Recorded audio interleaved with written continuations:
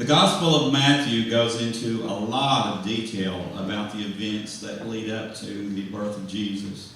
Now, this is actually where we find the account of the wise men that came to see Jesus. We always think about there being three wise men, but actually the Bible doesn't say that there were three wise men. But it talks about the three gifts that these men brought. The gifts were very rich in symbolism, and I wanted to just bring that out to you this morning. First of all, there was gold. Now, we all know what gold is. It's a very precious metal, a valuable commodity that symbolizes purity and virtue and righteousness and kingship. It was a gift that was worthy of a righteous king, a righteous, mighty king. Yet he came to earth in a lowly manger. And then there was frankincense that they brought. Now, frankincense is an incense that's made from the bark of a scraggly tree that's called the boswellia tree.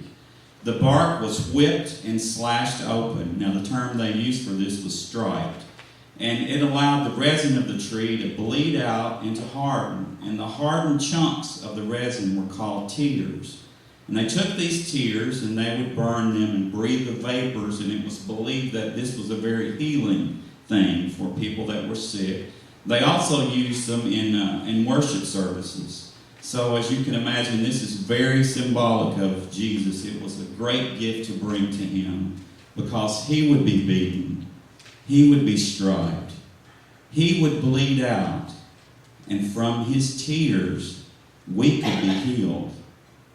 And then they brought myrrh that morning to the child, which was also made from the resin of a plant. Now, it's used to make ointment that was put on the body of a dead person to embalm that person. And it was used at funerals and cremations. They burned it. And so it was very symbolic of the suffering and the death of Jesus that he would experience. Very, very symbolic gifts, even though they didn't realize it at the time probably, but they were very meaningful and meaningful to us today.